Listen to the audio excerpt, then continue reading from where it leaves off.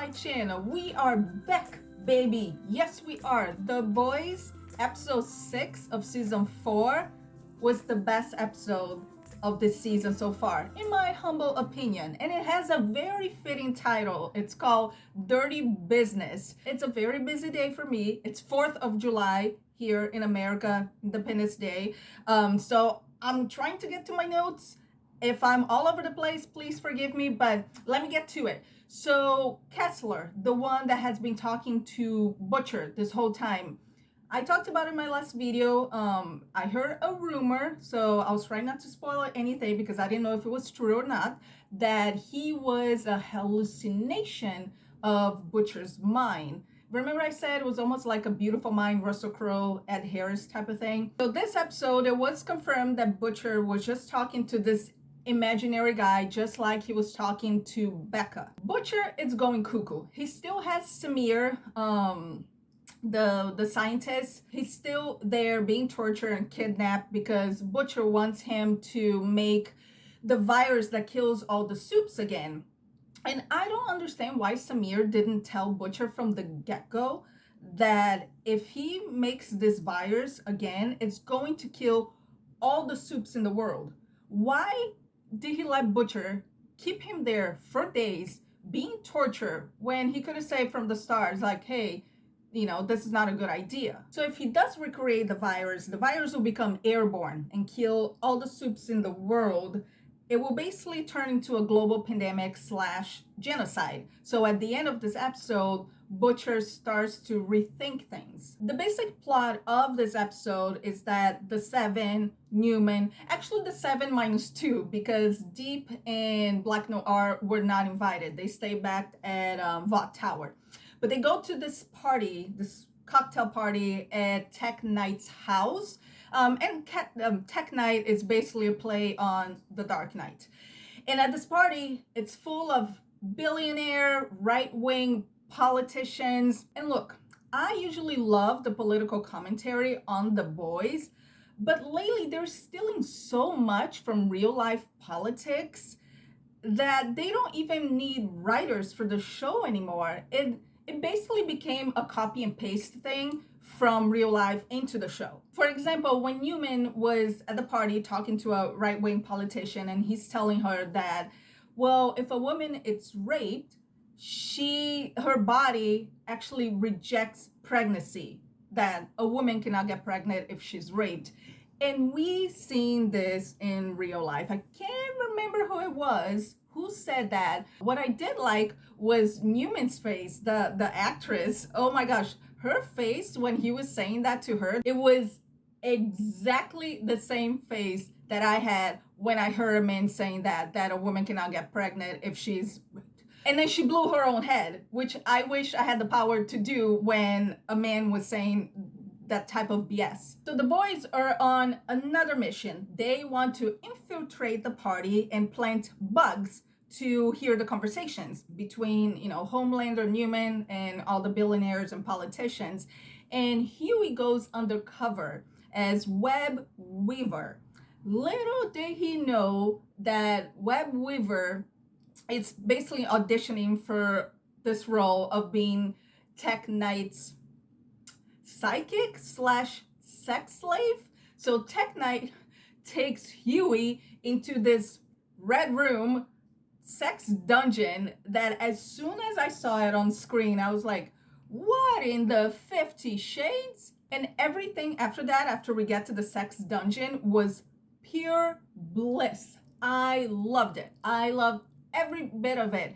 First of all, I want a copy of Tech Knight's playlist. Every song that was playing, very subtle on the background. I loved it. I paused it, and you know, Amazon Prime, you can see the cast on the bottom, and then it will give you the song that's playing.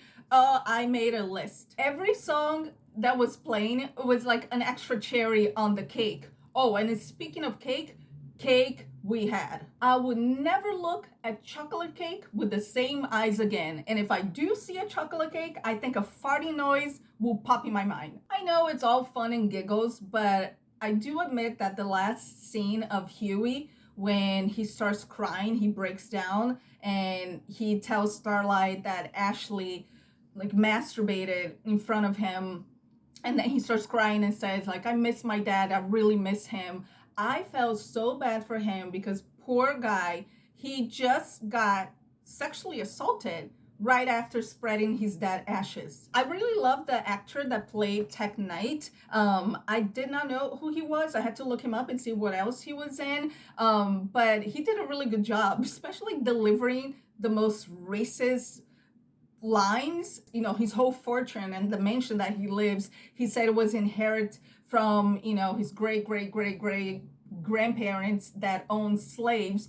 And then he tells A-Train's like, oh, A-Train here would have give my great grandfather a run for his money, huh? I was like, oh my gosh. And then when he's being captured, they use his computer and then they get access to his bank accounts and they start donating money to like Elizabeth Warren, Starlight's Foundation. And then when they said donate 65 million to Black Lives Matter, Tech Knight, it's like, not those people. I was like, oh my gosh, you're so racist. You might be asking why Homelander needs Tech Knight. Basically, Tech Knight owns a lot of private prisons, and the biggest revelation of this episode is that Homelander wants to use those prisons for his descendant. Is that the word? Descendants? I never heard that word. I had to look it up. But it's basically people who don't agree with your policies. So in short, he wants to make those prisons concentration camps. And just when you thought that Homelander was scary, his idea of what he wants to do with those prisons is just like another level of scary. I don't know how he's going to do with this plan because the Seven seems to be falling apart. Deep and Noir are feeling left out. They, you know, want to do their own thing. A-Train's already working for the boys.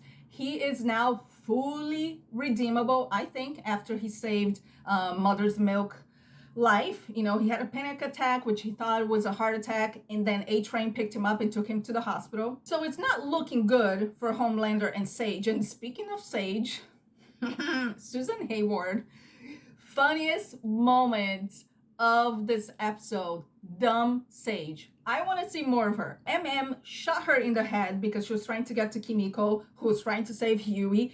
And we all know what's going to happen because if she gets shot in the head, you know, it's just a little scratch on her brain and that dumbifies her, but the brain grows back.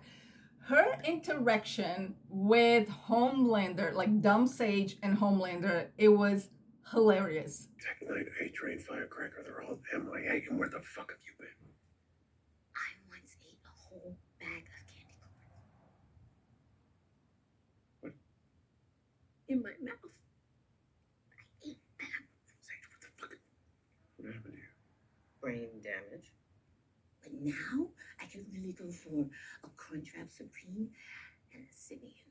And Newman too, when Newman, after she gave her speech, she looks at Sage and they start like nodding to each other and Sage is like eating this chocolate cake.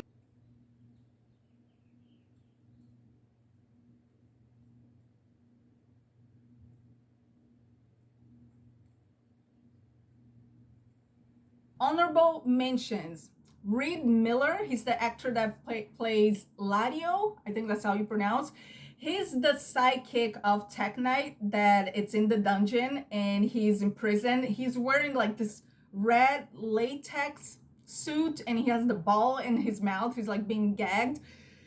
He said so much with no words, just like being there tied up. He was so funny. Last but not least, in honorable mentions, Kimiko, the true MVP of this episode. I thought she's the one that took down Tech Knight. You know, she hit him, he fell, they tied him up, and then she also saved Mother's Milk's life.